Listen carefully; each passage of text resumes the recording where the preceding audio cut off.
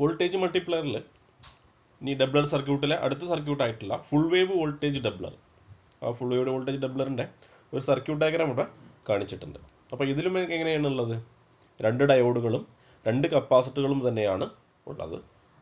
Input സിഗ്നലിനെ അനുസരിച്ചിട്ട് ഇപ്പോൾ ഇവിടെ നമുക്ക് എന്ത് ചെയ്യാം? ഇൻപുട്ട് സിഗ്നലിനെ നമുക്ക് ആവശ്യമായ രീതിയിൽ കുറയ്ക്കാൻ വേണ്ടി ട്രാൻസ്ഫോമർ വേണമെങ്കിൽ ഉപയോഗിക്കാം. അതിനുശേഷം എന്ത് ചെയ്യുന്നു? ഡയോഡുകളിലേക്ക് സപ്ലൈ കിട്ടുന്നതിൻ്റെ ഫലമായിട്ട് എന്ത് ചെയ്യുന്നു? ഡയോഡുകൾ കണ്ടക്ട് ചെയ്യും. അപ്പോൾ ഇവിടെ നമ്മൾ നോക്കുകയാണെങ്കിൽ ആദ്യം D1 ആണ് കണ്ടക്ട് ചെയ്യുന്നതെങ്കിൽ, ഡയോഡ് D1 കണ്ടക്ട് ചെയ്യുകയാണെങ്കിൽ എന്ത് സംഭവിക്കും? D1 കണ്ടക്ട് ചെയ്യുകയാണെങ്കിൽ C1 VM ചാർജ് ആവും. അടുത്ത സൈക്കിളിൽ എന്ത് കണ്ടക്ട് ചെയ്യും? അപ്പോൾ D2 കണ്ടക്ട് ചെയ്യും. D2 കണ്ടക്ട് ചെയ്തിട്ട് C2 ചാർജ് ആവും. അപ്പം അങ്ങനെ D1ഉം D2 അങ്ങനെ മാറി മാറി എന്ത് ചെയ്യുന്നു? ഓരോ സൈക്കിളിനും മാറി മാറി ഓരോ കപ്പാസിറ്റർ കണ്ടക്ട് ചെയ്യുകയും ഔട്ട്പുട്ട് നമ്മൾ എങ്ങനെ എടുക്കും? C1നും C2നും, C1 + C2 രണ്ടിനും കൂടി അക്രോസ് ആയിട്ടാണ് അത് എടുക്കുന്നത്, ഔട്ട്പുട്ട് എടുക്കുന്നത്. അപ്പോൾ എന്ത് കിട്ടും? ഔട്ട്പുട്ടിൽ 2 VM ലഭിക്കുകയും ചെയ്യും. അപ്പോൾ ഈ രീതിയിലാണ് എന്ത് വർക്ക് ചെയ്യുന്നത്? നമ്മൾ ഈ പറഞ്ഞ ഫുൾ വേവ് ഡബ്ലറിൻ്റെ വർക്കിംഗ് എന്ന് പറയുന്നത്. ഓരോ സൈക്കിളിലും ഓരോ കപ്പാസിറ്റർ വീതം എന്ത് ചെയ്യുന്നു? കണ്ടക്ട് ചെയ്യുകയും അതിനുശേഷം രണ്ടിനും കൂടി അക്രോസ് ആയിട്ട് നമ്മൾ എന്ത് എടുക്കുന്നു? ഔട്ട്പുട്ട് എടുക്കുകയും ചെയ്യുന്നു. അപ്പോൾ എന്ത് കിട്ടും? 2 VM ആയിട്ടുള്ള DC കിട്ടും. അത് ഇൻപുട്ട് ഒരു 6 വോൾട്ടാണ് കൊടുത്തതെങ്കിൽ ഔട്ട്പുട്ടിൽ നമുക്ക് 12 വോൾട്ടോളം DC ആക്കിയിട്ട് എന്ത് മാറ്റാൻ പറ്റും? ഈ ഒരു സർക്യൂട്ടിൽ മാറ്റാൻ പറ്റും. അതിൻ്റെ പ്രവർത്തന രീതി ഇതിൽ കാണിച്ചിട്ടുണ്ട്. ഇതിൻ്റെ വർക്കിങ്ങിൻ്റെ നോട്ടായിട്ട് ഇവിടെ എഴുതി കൊടുത്തിട്ടുണ്ട്. അതുപോലെ തന്നെ പ്രവർത്തന രീതി ഒന്നുകൂടി ഇവിടെ കാണിച്ചിട്ടുണ്ട്. ഫോർവേഡിലാവുന്നതും റിവേഴ്സിലാവുന്നതും പറയുന്ന കാര്യങ്ങൾ കാണിച്ചിട്ടുണ്ട്. ആദ്യത്തെ കണ്ടീഷനിൽ D1 കണ്ടക്ട് ചെയ്യുന്ന കാര്യം കാണിക്കുന്നു. അടുത്തതിൽ D2 കണ്ടക്ട് ചെയ്യുന്ന കാര്യം ഇതിൽ കാണിക്കുന്നുണ്ട്. അതായത് പോസിറ്റീവ് സിഗ്നലല്ല, ഇൻപുട്ട് സിഗ്നലിലെ പോസിറ്റീവ് ഹാഫ് സൈക്കിൾ വരുന്ന സമയത്ത് ഡയോഡ് D1 കണ്ടക്ട് ചെയ്യും, C1 ചാർജ് ആവും. അടുത്ത സൈക്കിളിൽ നെഗറ്റീവ് ഹാഫ് സൈക്കിൾ വരുന്ന സമയത്ത് D2 കണ്ടക്ട് ചെയ്യും, C2 ചാർജ് ആവും. അങ്ങനെയാണ് കാണിച്ചിട്ടുള്ളത്. ഔട്ട്പുട്ട് രണ്ടിനും കൂടി അക്രോസ് ആകുമ്പോൾ എന്ത് കിട്ടും? 2 VM ആയിട്ട് കിട്ടും. ഈ സർക്യൂട്ടിൽ VP തന്നെ കാണിച്ചിട്ടുള്ളത് മാക്സിമം പോസിറ്റീവ് വോൾട്ടേജ് തന്നെയാണ് അതുകൊണ്ട് ഉദ്ദേശിക്കുന്നത്. അപ്പോൾ അവിടെ നമുക്ക് എന്ത് കിട്ടും? മാക്സിമം വോൾട്ട് ഔട്ട്പുട്ടിൽ കിട്ടും. അപ്പോൾ പോസിറ്റീവ് നെഗറ്റീവ് ഹാഫ് സൈക്കിൾ സമയത്ത് ഓരോ ഡയോഡ് വീതം കണ്ടക്ട് ചെയ്തിട്ട് നമുക്ക് എന്ത് കിട്ടും? ഔട്ട്പുട്ട് DC, അതായത് വർദ്ധിച്ച DC, ഇരട്ടി DC ആയിട്ട് അവിടെ കിട്ടും, ഔട്ട്പുട്ടിൽ കിട്ടുകയാണ് ചെയ്യുന്നത്. അപ്പോൾ ഈ രീതിയിലാണ് ഫുൾ വേവ് ഡബ്ലറിൻ്റെ പ്രവർത്തനം എന്ന് പറയുന്നത്. ഈ സർക്യൂട്ടും വരച്ച് പഠിക്കണം. അതുപോലെ തന്നെ അതിൻ്റെ വർക്കിംഗ് രീതിയും നോക്കണം. ഡബ്ലറിൻ്റെ വർക്കിംഗ് ഇവിടെ കൊടുത്തിട്ടുണ്ട്. ഫുൾ വേവ് വോൾട്ടേജ് ഡബ്ലർ ഡയഗ്രത്തിൽ കാണിച്ചിട്ടുണ്ട്. During the positive half cycle of the secondary voltage diode D1 conducts charging the capacitor the C1. അടുത്തതിലോ at the time D2 non conduct എന്നാണ് പറയുന്നത്. അതായത് D1 കണ്ടക്ട് ചെയ്തിട്ട് C1 ചാർജ് ആവുന്ന സമയത്ത് D2 എന്തായിരിക്കും? അത് റിവേഴ്സ് ബയസിലാണ്. അപ്പോൾ അതുകൊണ്ട് അത് D2 അപ്പോൾ അവിടെ കട്ട് ഓഫിലായിരിക്കും എന്നുള്ള കാര്യമാണ് അവിടെ പറയുന്നത്. അതാണ് അവിടെ നോൺ കണ്ടക്ടിങ് എന്ന് പറയുന്നത്. During negative half cycle diode D2 conduct, negative half cycle ആകുമ്പോൾ എന്ത് ചെയ്യുന്നു? D2 കണ്ടക്ട് ചെയ്യും, charging capacitor C2 to VM. C2 ആ സമയത്ത് VM ചാർജ് ആവും with polarity as marked. While diode D2 is non conduct. ആ സമയത്ത് മറ്റു ഡയോഡ് എന്തായിരിക്കും? കണ്ടക്റ്റിങ് ആയിരിക്കില്ല. Since both capacitor C1 and C2 are in series. C1ഉം C2 എങ്ങനെയാണ്? അതിൽ സീരീസ് ആയിട്ടാണ് കണക്ട് ചെയ്തിട്ടുള്ളത്. The final output voltage is approximately 2 VM. അപ്പോൾ അങ്ങനെ C1ഉം C2ഉം സീരീസ് ആയിട്ട് കണക്ട് ചെയ്തുകൊണ്ട് അതിൻ്റെ ഔട്ട്പുട്ട് വോൾട്ട് എങ്ങനെയായിരിക്കും? അപ്രോക്സിമേറ്റ്ലി ഇരട്ടി ആയിട്ടാണ് എന്ത് ചെയ്യുന്നുണ്ടാവുക? വന്നത്. The circuit is called full wave voltage doubler because one of the output capacitor is being charged during each half cycle of the input voltage. Input വോൾട്ടേജിന് അനുസരിച്ച് എന്ത് ചെയ്യുന്നു? ഓരോ കപ്പാസിറ്ററുകളും ഓരോ സമയത്ത് എന്ത് ചെയ്യുന്നു? ചാർജ് ചെയ്തിട്ട് അക്രോസ് ആയിട്ട് കിട്ടുമ്പോൾ ഇരട്ടി DC ആണ് ഔട്ട്പുട്ടിൽ ഉണ്ടായിരിക്കും. അപ്പോൾ ആ ഒരു കാര്യം കൂടി എന്ത് ചെയ്യുക? അത് ഓർത്ത് വയ്ക്കുക. ഇനി ഡബ്ലറിന് ശേഷം പിന്നെ പറയുന്നത് ട്രിപ്ലർ സർക്യൂട്ടാണ്. ട്രിപ്ലർ സർക്യൂട്ട് എന്ന് പറഞ്ഞു കഴിഞ്ഞാൽ എന്താണ്? ഇൻപുട്ട് AC-യെ 3 ഇരട്ടി DC ആക്കി മാറ്റുന്നതാണ് എന്ത്? ട്രിപ്ലർ സർക്യൂട്ട് എന്ന് പറയുന്നത്. അപ്പോൾ ട്രിപ്ലർ സർക്യൂട്ട് എന്ന് പറയുന്ന സമയത്ത് അവിടെയും എന്തുണ്ട്? 2 ട്രിപ്ലറുകളുണ്ട്. ഹാഫ് വേവ് ട്രിപ്ലറും ഉണ്ട്, അതുപോലെ തന്നെ ഫുൾ വേവ് ട്രിപ്ലർ കൂടി ഉണ്ട്. വോൾട്ടേജ് ട്രിപ്ലർ കോമൺ ആയിട്ട് പൊതുവായിട്ട് പറയുന്ന കാര്യങ്ങൾ എന്ന് പറയുന്നത് the voltage tripler arrangement adds another diode capacitor set. നമ്മൾ ഡയോഡിന് ഒരു ഡബ്ലർ വെച്ച് നോക്കുമ്പോൾ ഡബ്ലറിൻ്റെ കൂടെ എന്ത് ചെയ്യുന്നു, അഡീഷണൽ ആയിട്ട് ഒരു കപ്പാസിറ്ററും ഒരു ഡയോഡും കൂടി എന്ത് ചെയ്യുന്നു, ആഡ് ചെയ്യുന്നു. Positive half cycle C1 charge to D1, negative half cycle C2 charge to through C2. അതായത് രണ്ട് സൈക്കിളുകളിൽ എന്ത് ചെയ്യുന്നു, ഓരോ കപ്പാസിറ്റർ വീതം ചാർജ് ചെയ്യുന്നു. അടുത്ത സൈക്കിൾ കൂടി വരുന്ന സമയത്ത് എന്ത് ചെയ്യുന്നു, C3 charge to C3, 2Vp through C3. Output is across C1 and C3. ഇതൊരു ഹാഫ് വേവ് ട്രിപ്ലറിൻ്റെ കാര്യമാണ് ഈ ഒരു ഇതിൽ പറഞ്ഞിട്ടുള്ളത്. ഹാഫ് വേവ് ട്രിപ്ലറിൻ്റെ സർക്യൂട്ട് നമുക്ക് നോക്കി നോക്കാം. ഇതൊരു സർക്യൂട്ട് ഡയഗ്രമാണ്. ഈ സർക്യൂട്ട് ഡയഗ്രത്തിൽ രണ്ട് രീതിയിൽ പറയുന്നുണ്ട്. ഈ സർക്യൂട്ട് ഡയഗ്രത്തിൽ നമ്മളൊരു ഇൻപുട്ട് സിഗ്നലിൻ്റെ രണ്ട് ഡയോഡുകൾ, ഇതിൽ 3 ഡയോഡുകളും 3 കപ്പാസിറ്ററുകളുമാണ് ഉള്ളത്. ഇതിൽ ആദ്യത്തെ സൈക്കിളിൽ, ഫസ്റ്റ് സൈക്കിളിൽ ഒരു ഡയോഡ് കണ്ടക്ട് ചെയ്യുന്നു, അടുത്ത സൈക്കിളിൽ അടുത്ത ഡയോഡ് കണ്ടക്ട് ചെയ്യുന്നു, അടുത്ത സൈക്കിളിൽ വീണ്ടും ഡയോഡ് കണ്ടക്ട് ചെയ്യുന്നു എന്നുള്ള രീതിയിലാണ് എന്ത് ചെയ്യുന്നത്, പറഞ്ഞു പോയിട്ടുള്ളത്. അപ്പോൾ ഇവിടെ ഈ 2 സൈക്കിളുകളിൽ ഓരോ ഡയോഡ് വീതം കണ്ടക്ട് ചെയ്യുകയാണെങ്കിൽ, അപ്പോൾ ഇതിൽ ഈ രണ്ട് ഡയോഡുകൾ കണ്ടക്ട് ചെയ്തിട്ട് കപ്പാസിറ്ററുകൾ ചാർജ് ചെയ്യുകയാണെന്ന് വിചാരിക്കുക. ആദ്യത്തെ സൈക്കിളിൽ എന്ത് ചെയ്യുന്നു, ഈ ഒരു കപ്പാസിറ്റർ ചാർജ് ആവുന്നു. അടുത്തതിൽ ആ ഒരു ഇതിൽ തന്നെ ഈ ഒരു 2 കപ്പാസിറ്ററുകൾ ചാർജ് ആകുമെന്ന് വിചാരിക്കുക. ഇത് VM ചാർജ് ആവുന്നു, ഈ ഒരു കപ്പാസിറ്ററും VM ചാർജ് ആവുന്നു. അടുത്ത സൈക്കിളിൽ എന്ത് സംഭവിക്കും, അപ്പോൾ ഈ ഒരു കപ്പാസിറ്റർ ആയിരിക്കും ചാർജ് ആവുക. അത് ചാർജ് ആകുമ്പോൾ എന്ത് സംഭവിക്കും, ഇതിലെ ചാർജ് ഇതിലേക്ക് ഡിസ്ചാർജ് ചെയ്യുകയും ചെയ്യും. ഇതിലെ ചാർജ് ഇങ്ങനെ ഇതിലേക്ക് കൂടി ഡിസ്ചാർജ് ചെയ്യുകയും ചെയ്യും. അപ്പോൾ ഇതിലെന്ത് കിട്ടും, 2VM വരും. അപ്പോൾ ഇതിലെ VM ഇതിലെ 1VM, ഇത് കണ്ടക്ട് ചെയ്യുമ്പോൾ ഉണ്ടായിരുന്ന VM കൂടി, അപ്പോൾ ടോട്ടൽ എന്തായി മാറും, 3VM ആയിട്ട് മാറും. ആ രീതിയിലാണ് എന്ത് വർക്ക് ചെയ്യുന്നത്, ഹാഫ് വേവ് ട്രിപ്ലർ വർക്ക് ചെയ്യുന്നത്. അതൊരു ഡയോഡ് കണ്ടക്ട് ചെയ്തിട്ട് ഒരു കപ്പാസിറ്റർ ചാർജ് ആവും. അതേ സമയത്ത് തന്നെ 2 ഡയോഡുകൾ ആ സമയത്ത് കട്ട് ഓഫിലായിരിക്കും. അടുത്ത സൈക്കിളിൽ എന്ത് സംഭവിക്കുന്നു, 2 ഡയോഡുകൾ കണ്ടക്ട് ചെയ്യും, ആ സമയത്ത് ഉണ്ടാകുന്ന ചാർജ് 2 കപ്പാസിറ്ററിൽ സ്റ്റോർ ചെയ്യും. അപ്പോൾ ഈ 3 കപ്പാസിറ്ററുകളുടെയും ഔട്ട്പുട്ട് എങ്ങനെയാണ് കിട്ടുന്നത്, ഒരു കപ്പാസിറ്റർ 2VM ആയിട്ടും അടുത്ത ഒരു കപ്പാസിറ്റർ 1VM, അങ്ങനെ 2VM plus VM 1VM equal to 3VM ആയിട്ട് മാറും. 3 ഇരട്ടിയായിട്ട് മാറുകയാണ് ചെയ്യുന്നത്. അപ്പോൾ ഇവിടെ ഒരു ചാർജ് ഇങ്ങനെ നടക്കുന്നത് തിരിച്ചെങ്ങോട്ട് ഡിസ്ചാർജ് ചെയ്യുന്നുണ്ട്, ഈ കപ്പാസിറ്ററിലേക്ക് ഡിസ്ചാർജ് ചെയ്യുന്നുണ്ട്. അങ്ങനെയാണ് എന്തായി മാറുന്നത്, 3VM ആയിട്ട് 2VM ആയിട്ട് അവിടെ മാറുന്നത്. പിന്നെ ഈ ഡയോഡ് കണ്ടക്ട് ചെയ്യുമ്പോഴുള്ള ചാർജ് ഇതിലും കിട്ടും. ഈ ഡയോഡ് കണ്ടക്ട് ചെയ്തിട്ട് ഇത് വർക്ക് ചെയ്യുന്നു, അടുത്തത് കണ്ടക്ട് ചെയ്യുമ്പോൾ ഇത് കണ്ടക്ട് ചെയ്യുന്ന സമയത്ത് ഈ കപ്പാസിറ്റർ ചാർജ് ആവുന്നുണ്ട്, ഇത് കണ്ടക്ട് ചെയ്യുന്ന സമയത്ത് ഇത് ചാർജ് ആവുന്നുണ്ട്. അപ്പോൾ ഈ രീതിയിലാണ് എന്ത് വർക്ക് ചെയ്യുന്നത്, ഹാഫ് വേവ് ട്രിപ്ലറിൻ്റെ വർക്കിംഗ് എന്ന് പറയണത്. അപ്പോൾ ആ ഒരു കാര്യം ഓർത്ത് വയ്ക്കാം. ഇനി ട്രിപ്ലറിൽ അടുത്തൊരു ടൈപ്പാണ് ഫുൾ വേവ് ട്രിപ്ലർ.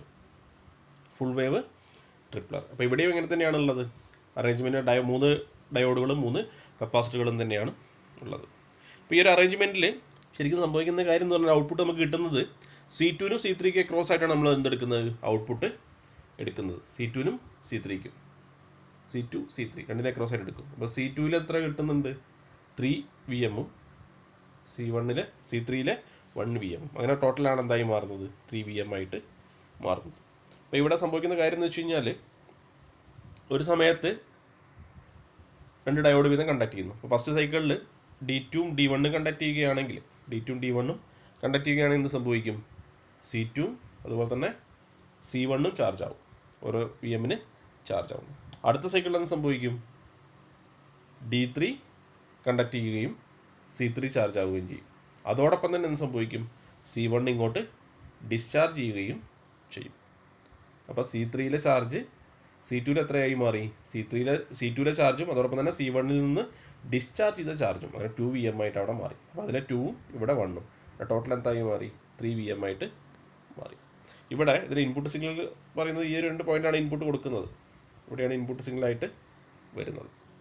ഇൻപുട്ടിനനുസരിച്ചിട്ട് ഒരു സമയത്ത് D2 കണ്ടക്ട് ചെയ്യുകയാണെങ്കിൽ D2ഉം അതുപോലെ തന്നെ D1ഉം കണ്ടക്ട് ചെയ്തിട്ട് എന്ത് ചെയ്യുന്നു, C2ഉം C1ഉം ചാർജ് ആവുന്നു. അടുത്ത സൈക്കിളിൽ D3 കണ്ടക്ട് ചെയ്തിട്ട് C3 ചാർജ് ആവുന്നു. അതോടൊപ്പം തന്നെ C1 D1ലൂടെ C2ലേക്ക് ഡിസ്ചാർജ് ആവുന്നു. അങ്ങനെ C2ൽ എന്തായി, 2VMഉം C3ൽ 1VM. ടോട്ടൽ ഔട്ട്പുട്ട് എത്രയായി മാറി, അവിടെ 3VM ആയിട്ട് മാറി. ഈ രീതിയിലാണ് എന്ത് വർക്ക് ചെയ്യുന്നത്, ട്രിപ്ലറിൻ്റെ ഫുൾ വേവ് ട്രിപ്ലറിൻ്റെ പ്രവർത്തന രീതി എന്ന് പറയുന്നത്. അപ്പോൾ അങ്ങനെ 3 ഇരട്ടി DC ആയിട്ട് മാറും. ശേഷം പിന്നെ വോൾട്ടേജ് ക്വാഡ്രാപ്ലേഴ്സിൻ്റെ കാര്യമാണ് പറയുന്നത്. വോൾട്ടേജ് ട്രിപ്ലറിൻ്റെ കൂടെ അഡീഷണൽ ആയിട്ട് ഒരു ഡയോഡും ഒരു കപ്പാസിറ്ററും ആഡ് ചെയ്താൽ എന്തായി മാറി, അതൊരു ക്വാഡ്രാപ്ലർ സർക്യൂട്ടായിട്ട് മാറി. അതിനുശേഷം പിന്നെ നമുക്ക് വേണമെങ്കിൽ ഹാഫ് വേവും അതുപോലെ തന്നെ ഫുൾ വേവുമായിട്ട് ക്വാഡ്രാപ്ലേഴ്സായിട്ട് പറയുന്നുണ്ട്. അപ്പോൾ ഇവിടെ നടക്കുന്ന കാര്യം എന്ന് പറഞ്ഞു കഴിഞ്ഞാൽ 2 ഡയോഡുകളാണ് എന്ത് ചെയ്യുന്നത്, 4 ഡയോഡുകളാണ് ഇവിടെ ഉള്ളത്. 4 ഡയോഡുകൾ അതുപോലെ തന്നെ 4 കപ്പാസിറ്റേഴ്സുമാണ് ഉള്ളത്. ഔട്ട്പുട്ട് എടുക്കുന്ന 2 കപ്പാസിറ്ററുകൾ എന്ന് പറയുമ്പോൾ അവിടെ C2 അതുപോലെ തന്നെ C4 ഈ 2 കപ്പാസിറ്ററാണ് ഔട്ട്പുട്ട് എടുക്കുന്നത്. ആ 2 കപ്പാസിറ്ററുകളും ഫൈനലി എത്ര ചാർജ് ആവുന്നുണ്ടാവും, 2 VM വെച്ചിട്ടാണ് ചാർജ് ആവുന്നത്. അപ്പോൾ ഇതിൽ രണ്ടിൻ്റെയും 2 + 4 VM ആയിട്ടാണ് ഔട്ട്പുട്ട് കിട്ടുന്നത്.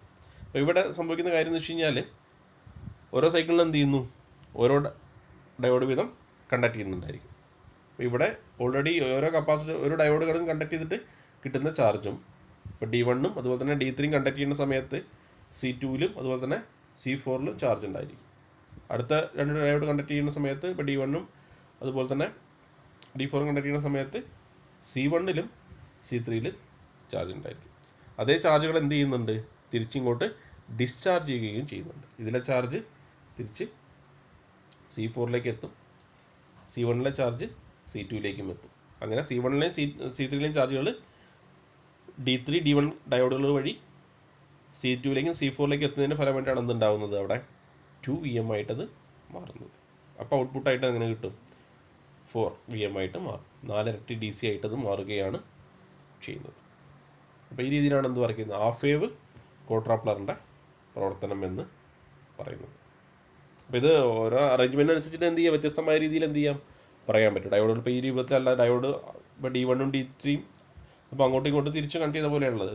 ഫസ്റ്റ് ഡയോഡ് ഇപ്പോൾ തിരിച്ച് അങ്ങോട്ടാണ് വയ്ക്കുന്നതെങ്കിൽ അതിനനുസരിച്ച് ഉണ്ടാവും വർക്കിംഗ് രീതിയിലും ചെറിയ വ്യത്യാസങ്ങൾ ഉണ്ടായിരിക്കും. ഇനി ക്വാഡ്രാപ്ലറിൽ ഫുൾ വേവ് വോൾട്ടേജ് ക്വാഡ്രാപ്ലർ ആണെങ്കിൽ, ഫുൾ വേവ് കണ്ടീഷനാണ് നോക്കുന്നതെങ്കിൽ നമ്മൾ ഫുൾ വേവ് ട്രിപ്ലറിൻ്റെ പോലെ തന്നെ ഇൻപുട്ട് സിഗ്നൽ കൊടുക്കുന്ന പോയിന്റ് നമ്മളിവിടെ കാണിച്ചിട്ടുണ്ട്. ഇൻപുട്ട് സിഗ്നൽ അപ്പോൾ ഈ ഒരു പോയിന്റിലായിട്ടാണ് എന്ത് കൊടുക്കുക, ഇൻപുട്ട് സിഗ്നൽ കൊടുക്കുക. അപ്പോൾ അത് കൊടുക്കുന്ന സമയത്ത് സംഭവിക്കും, ഇപ്പോൾ D1 D2 കണ്ടക്ട് ചെയ്യുന്നു, ആ ചാർജ് എവിടേക്ക് കിട്ടും, C2 കിട്ടുന്നു. D1 കണ്ടക്ട് ചെയ്യുന്ന ചാർജ് C2 അതുപോലെ തന്നെ D3 കണ്ടക്ട് ചെയ്യുന്ന ചാർജ് C4 ഓൾറെഡി കിട്ടും. അടുത്ത സൈക്കിളിൽ എന്ത് സംഭവിക്കുന്നുണ്ടായിരിക്കും, ഈ ഒരു ചാർജ് ഡിസ്ചാർജ് ചെയ്തിട്ട് C2 എത്തും. ഇതിലെ ചാർജ് ഡിസ്ചാർജ് ചെയ്തിട്ട് C4 എത്തും.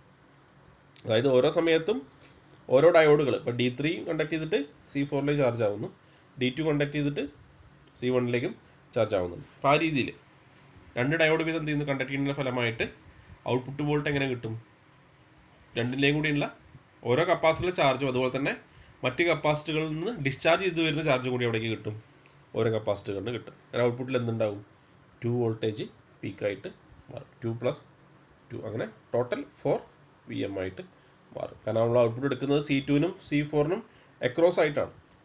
C2 C4 അക്രോസ് ആയിട്ട് ഔട്ട്പുട്ട് എടുക്കുമ്പോൾ എന്ത് കിട്ടും, ഔട്ട്പുട്ട് വോൾട്ടേജ് ടോട്ടൽ 4 VM ആയിട്ട് മാറുകയാണ് ചെയ്യുന്നത്.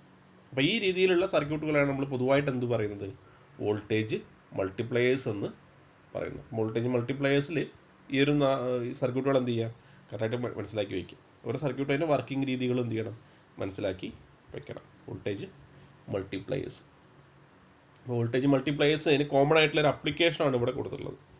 അപ്പോൾ നമ്മൾ ഈ മൾട്ടിപ്ലയറിൻ്റെ ഉപയോഗങ്ങൾ എവിടെയാണെന്നുള്ള കാര്യമാണ് നമ്മൾ ആദ്യം ആലോചിക്കുന്നത്. ഈ മൾട്ടിപ്ലയേഴ്സിൻ്റെ പ്രധാനമായിട്ടുള്ള ഉപയോഗങ്ങൾ എന്ന് പറയുന്നത്, നമുക്കൊരു കുറഞ്ഞ വോൾട്ട് കൊടുത്തതിന് ശേഷം അവിടെ ഒരു ഉയർന്ന വോൾട്ടേജ് വേണ്ട പല സർക്യൂട്ടുകളും ഉണ്ട്.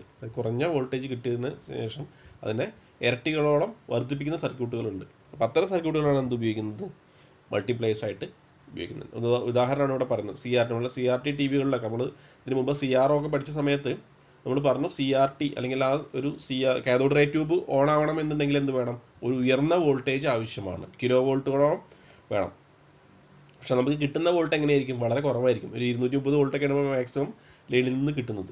അപ്പോൾ ആ ഒരു 230 വോൾട്ടിനെ നമ്മൾ എന്താക്കി മാറ്റുന്നു, വളരെ മടങ്ങ് വർദ്ധിപ്പിച്ചിട്ട് ഉയർന്ന DC ആക്കിയിട്ട് മാറ്റുകയാണ് ചെയ്യുന്നത്. അപ്പോൾ ആ രീതിയിൽ കുറഞ്ഞ വോൾട്ടിനെ വർദ്ധിപ്പിക്കാനാണ് ഉപയോഗിക്കുന്നത്.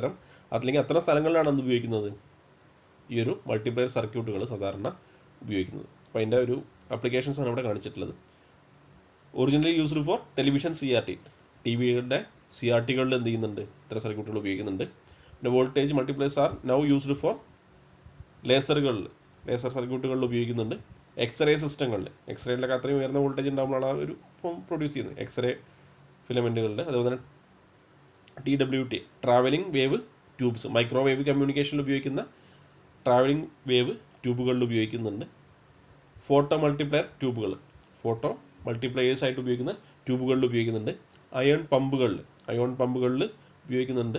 ഇലക്ട്രോസ്റ്റാറ്റിക് സിസ്റ്റങ്ങളിൽ ഉപയോഗിക്കുന്നുണ്ട്. കോപ്പി മെഷീൻസ്, നമ്മൾ ഫോട്ടോസ്റ്റാറ്റൊക്കെ എടുക്കുന്ന മെഷീനുകളിലൊക്കെ, അത്തരം മെഷീനുകളിലൊക്കെ എന്താണ് ഉപയോഗിക്കുന്നത്, ഈ പറഞ്ഞ മൾട്ടിപ്ലയർ സർക്യൂട്ടുകളാണ് ഉപയോഗിക്കേണ്ടത്. And many other applications that utilize high voltage DC, എവിടെയൊക്കെയാണോ ഉയർന്ന DC ഉപയോഗിക്കേണ്ടതായിട്ടൊരു സന്ദർഭം വരുന്നത്, അപ്പോൾ അത്തരം സർക്യൂട്ടുകളിലൊക്കെ എന്ത് ഉപയോഗിക്കാം, ഈ പറഞ്ഞ മൾട്ടിപ്ലയർ സർക്യൂട്ടുകൾ ഉപയോഗിക്കാം. നമുക്ക് ഒരിക്കലും എന്ത് ചെയ്യാൻ പറ്റില്ല, DC വർദ്ധിപ്പിക്കാൻ പറ്റില്ല, അങ്ങനെ AC പോലെ അങ്ങനെ കൂട്ടാനോ അങ്ങനെ പറ്റില്ല. അപ്പോൾ നമ്മൾ എന്ത് ചെയ്യുന്നു, ലഭ്യമായ AC DC ആയി കൺവേർട്ട് ചെയ്യും. എങ്ങനെ കൺവേർട്ട് ചെയ്യും, വർദ്ധിപ്പിച്ച രീതിയിൽ കൺവേർട്ട് ചെയ്യാൻ പറ്റുന്ന സർക്യൂട്ടുകളാണ് നിലവിൽ ഉപയോഗിക്കുന്നത്. അപ്പോൾ അത്തരം സർക്യൂട്ടുകളാണ് എന്ത് പറയുന്നത്, മൾട്ടിപ്ലയേഴ്സ് എന്ന് പറയുന്നത്. അപ്പോൾ ഈ ഒരു മൾട്ടിപ്ലയറിൻ്റെ ടോപ്പിക് കൂടി എന്ത് ചെയ്യുക, ഈ ഒരു ഭാഗത്ത് ഓർത്ത് വയ്ക്കുക.